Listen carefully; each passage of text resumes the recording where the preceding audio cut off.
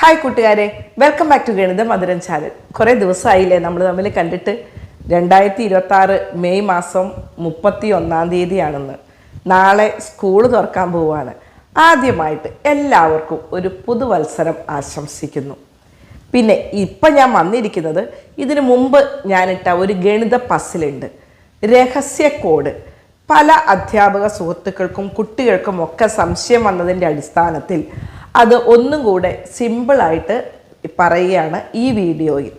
ഞാനല്ല പറയുന്നത്, ഞാൻ പഠിപ്പിച്ചു വിട്ട മിത്രാലക്ഷ്മിയാണ് പറയുന്നത്. കഴിഞ്ഞ പ്രാവശ്യം അതേ പസിലിന് ഞങ്ങളുടെ സ്കൂളിൽ ഫസ്റ്റ് കിട്ടി. അതുകൂടാതെ മിത്രാലക്ഷ്മിക്ക് ഹൈസ്കൂൾ വിഭാഗത്തിലും ഫസ്റ്റ് കിട്ടി. പക്ഷേ ഹൈസ്കൂളിൽ സബ് ജില്ല വരെയൊക്കെ പറ്റുള്ളൂ കേട്ടോ. സബ് ജില്ലയ്ക്ക് മുകളിലേക്ക് അത് അത്ര അങ്ങോട്ട് എഫക്റ്റീവ് അല്ല. കാരണം ഹൈസ്കൂൾ ഭാഗവുമായി ബന്ധപ്പെട്ട് വേണം നിങ്ങൾ ചെയ്യാൻ.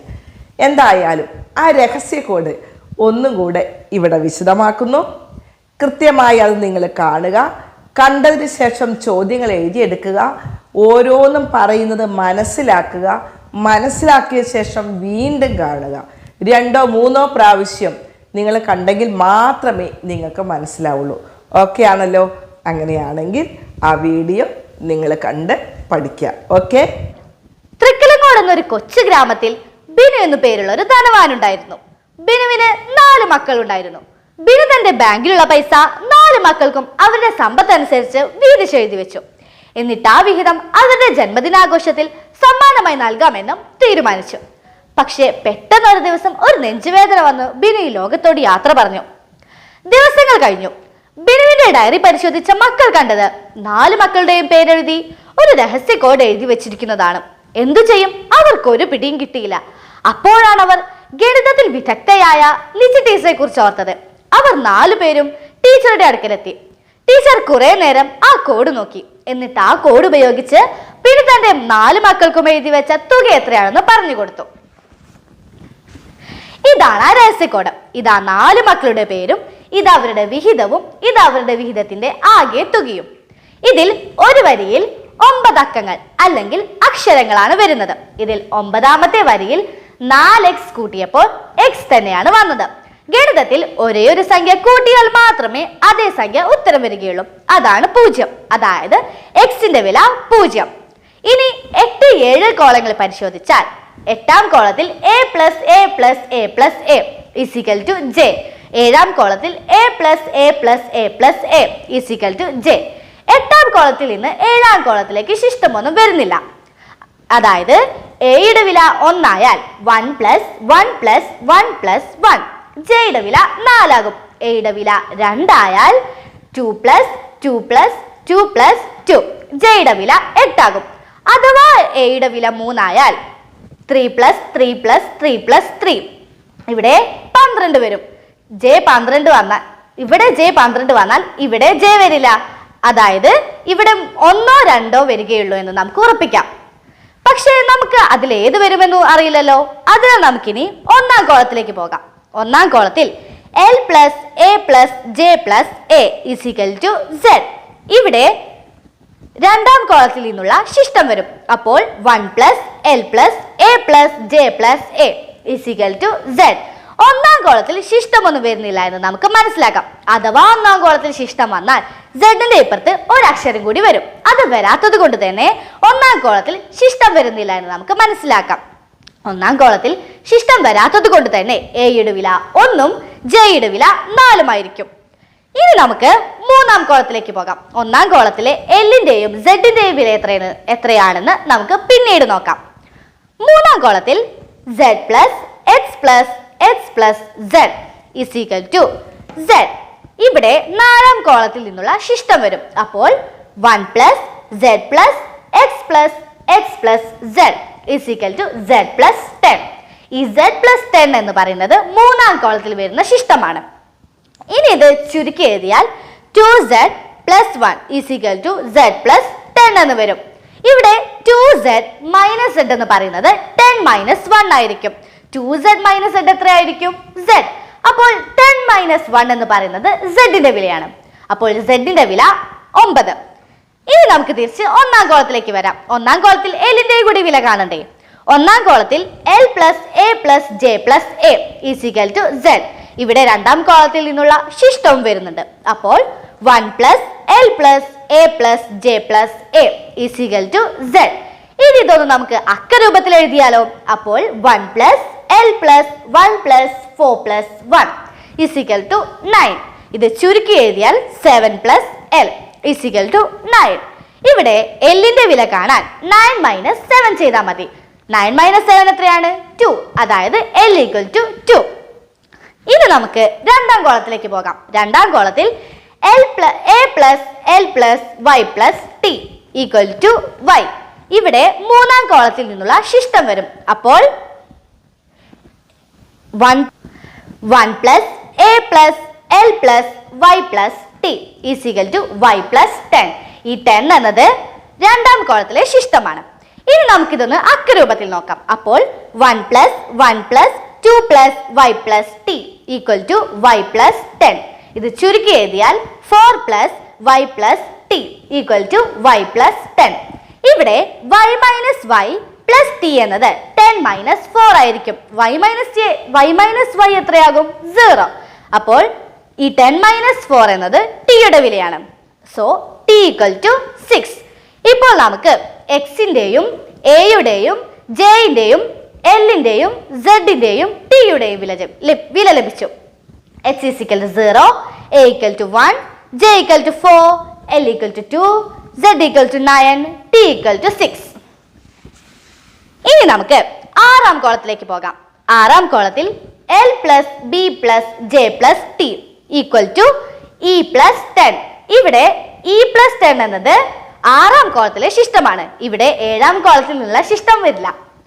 ഇതിനി അക്കരൂപത്തിൽ നോക്കുമ്പോൾ 2 plus B plus 4 plus 6 equal to E plus 10. ചുരുക്കി എഴുതിയാൽ 12 plus B equal to E plus 10. ഇവിടെ ഇ മൈനസ് ബി എന്നത് 12 മൈനസ് 10 ആയിരിക്കും. 12 മൈനസ് 10 എത്രയാണ്? 2. അതായത് E minus B equal to 2. ഇവിടെ ഇ മൈനസ് ബി 2 ആയതുകൊണ്ട് തന്നെ ഇയുടെ വില 7 ആയാൽ ബിയുടെ വില 5 ആകും. ഇയുടെ വില 5 ആയാൽ ബിയുടെ വില 3 ആകും. പക്ഷേ നമുക്കിത് ഉറപ്പിക്കാൻ സാധിക്കില്ല. അതിനാൽ നമുക്കിനി അഞ്ചാം കോളത്തിലേക്ക് പോകാം. അഞ്ചാം കോളത്തിൽ T plus C plus L plus B equal to E. ഇവിടെ ആറാം കോളത്തിൽ നിന്നുള്ള ശിഷ്ടം വരുന്നുണ്ട്. അപ്പോൾ 1 plus T plus C plus L plus B equal to E plus 10. ഇതിനി അക്കരൂപത്തിൽ എഴുതുമ്പോൾ 1 plus 6 plus C plus 2 plus B equal to E plus 10. ചുരുക്കി എഴുതിയാൽ 9 plus C plus B equal to E plus 10. ഇവിടെ സിയുടെ വില കാണാനായി C equal to E minus B plus 10 minus 9 ചെയ്താൽ മതി. ഇവിടെ ഇ മൈനസ് ബി എത്രയാണെന്ന് നമുക്കറിയാം, 2. 10 minus 9 1. So 2 plus 1 equal to 3. അതായത് സിയുടെ വില 3. സിയുടെ വില 3 ആയതിനാൽ ഇയുടെ വില 7ഉം ബിയുടെ വില 5ഉം ആയിരിക്കും. ഇവിടെ എഴുതി വെച്ച രഹസ്യക്കോഡിലെ എല്ലാ അക്ഷരങ്ങളെയും സൂചിപ്പിക്കുന്ന അക്കങ്ങൾ ലഭിച്ചു. പക്ഷേ വയ്യെ സൂചിപ്പിക്കുന്ന അക്കം മാത്രം നമുക്ക് ലഭിച്ചില്ല. 1 മുതൽ 9 വരെയുള്ള അക്കങ്ങളിൽ 8 ഒഴികെയുള്ള എല്ലാ അക്കങ്ങളും നമുക്കിവിടെ ഉത്തരമായി ലഭിച്ചു. അതായത് വയ്യുടെ വില 8 ആകും. ഇപ്പോൾ നമുക്ക് എഴുതി വെച്ച കോഡിലെ എല്ലാ അക്ഷരങ്ങളെയും സൂചിപ്പിക്കുന്ന അക്കങ്ങൾ ലഭിച്ചു. ഇനി നമുക്ക് ഈ രഹസ്യ കോഡ് ഒന്ന് പൊളിച്ചാലോ? ആദ്യം നമുക്ക് മക്കളുടെ പേര് നോക്കാം. 4 equal to J, 1 equal to A, 0 equal to X. അതായത് ആദ്യത്തെ മകന്റെ പേര് ജാക്സ്. ഇനി നമുക്ക് ജാക്സിന് ലഭിച്ച തുക എത്രയാണെന്ന് നോക്കിയാലോ? L equal to 2, A equal to 1, Z equal to 9, H equal to 0, T equal to 6, L equal to 2, A equal to 1. Point A equal to 1, H equal to 0. നോക്കൂ, ഇതല്ലേ ജാക്സ് ലഭിച്ച തുക? 21,90,621 രൂപയും 10 പൈസയും. ഇനി നമുക്ക് രണ്ടാമത്തെ ആളുടെ പേരെന്തെന്ന് നോക്കാം. 1 equal to A, 2 equal to L, 5 equal to B, 8 equal to Y. അതായത് രണ്ടാമത്തെ ആളുടെ പേര് ആൽബി. ഇനി നമുക്ക് ആൽബിക്ക് ലഭിച്ച തുക എത്രയാണെന്ന് നോക്കിയാലോ? A equal to 1, L equal to 2, H equal to 0, L equal to 2, C equal to 3, B equal to 5, A equal to 1. Point A equal to 1, H equal to 0. നോക്കൂ, ഇതാണ് ആൽബിക്ക് ലഭിച്ച തുക. 12,02,351 രൂപയും 10 പൈസയും. ഇനി നമുക്ക് മൂന്നാമത്തെ ആളുടെ പേര് നോക്കാം. 9 = Z, 1 = A, 7 = E, 7 = E, 5 = B. അതായത് മൂന്നാമത്തെ ആളുടെ പേര് സെയ്ബ്. ഇനി നമുക്ക് സെയ്ബ് ലഭിച്ച തുക എത്രയാണെന്ന് നോക്കാം.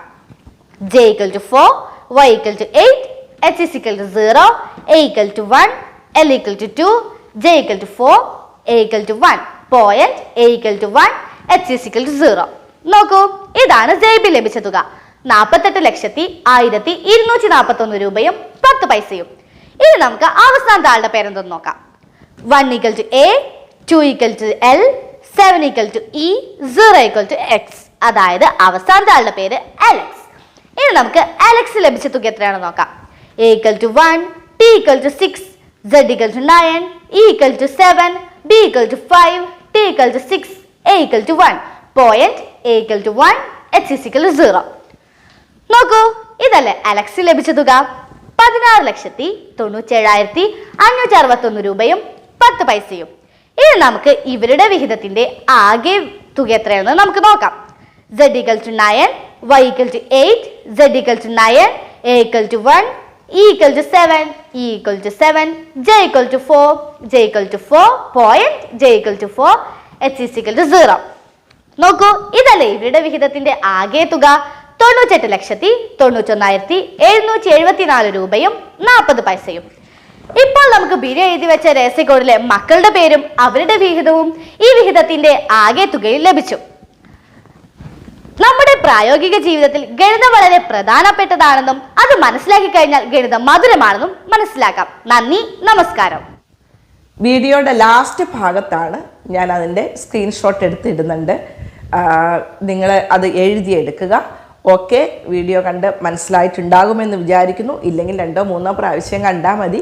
നമ്മൾ കുറച്ച് നേരം അതിൻ്റെ മുകളിൽ മെനക്കെട്ടിരിക്കണം, എങ്കിലേ നിങ്ങൾക്ക് കൃത്യമായ രീതിയിൽ മനസ്സിലാവുള്ളൂ. ഓക്കെ കണ്ടുപഠിക്കുക. ശാസ്ത്രമേള വരുമ്പോൾ നിങ്ങൾക്ക് പ്രയോജനപ്പെടും. Okay, thank you. Love you all. By.